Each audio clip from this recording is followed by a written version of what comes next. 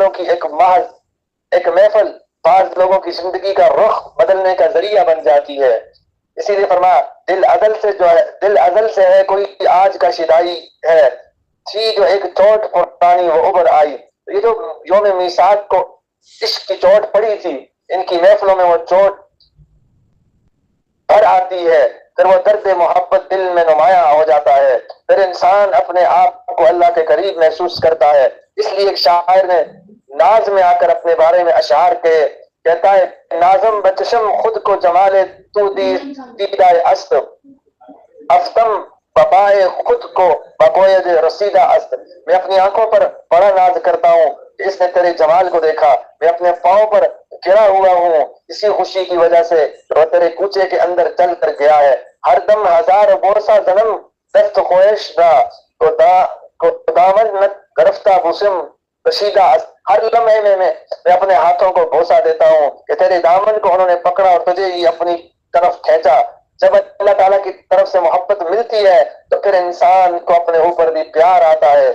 میں نے یہ کتنا اچھا کام کیا کہ اللہ کی محبت کو اپنے دل میں بسا لیا، میں نے کتنے اچھے راستے کو چن لیا۔ آخر بات کیا ہے، شرینی نے ان کو اپنی طرف کھینچ لیا ہوتا ہے۔ ان محفلوں میں یہ محبت الہی کی شرینی ہوتی ہے، اللہ والوں کی محفل میں جو کھینچ کر لے آتی ہے۔ کسی کے کاروبار کا تقاضا، کسی کے گھر بار کا تقاضا، کسی کی صحت کا معاملہ، سینکڑوں چیزیں ہوتی ہیں جو ان کو یہاں سے لے جانے پر مجبور کرتی ہیں۔ تمام تقاضوں کو وہ اپنی جگہ پر دبا کر ان محفلوں میں ان اللہ والوں کی مجالس میں جڑتے ہیں۔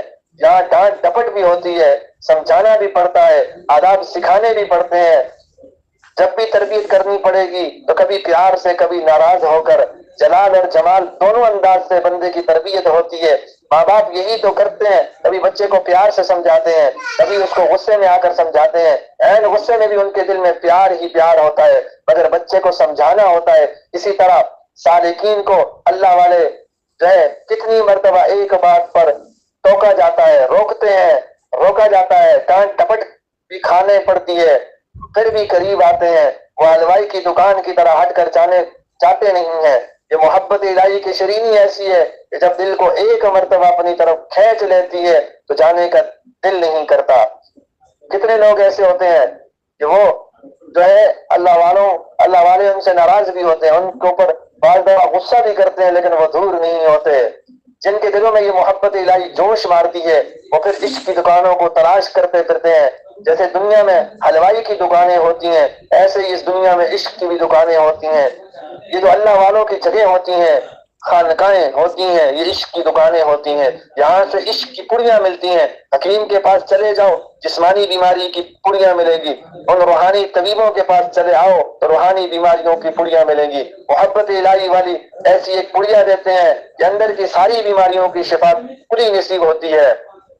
یہی دوائے دل جس کو لینے کے لیے اللہ والوں کے پاس صالحین آتے ہیں اور اللہ کی محبت کو حاصل کر کر چلے جاتے ہیں۔ ہم ہوئے، تم ہوئے، کہ امیر ہوئے، اس کی زلفوں کے سب اسیر ہوئے، سب اللہ کے چاہنے والے، سب اسی کے دیوانے، اس کی محبت میں بے قرار ہو کر ان جگہوں پر آتے ہیں۔ فرمایا ندانا میں گل خانہ دکا رنگ بو دارت کہ مرغا ہر چمن گفتگو دارت۔ دنیا میں اسلام کا حسن و جمال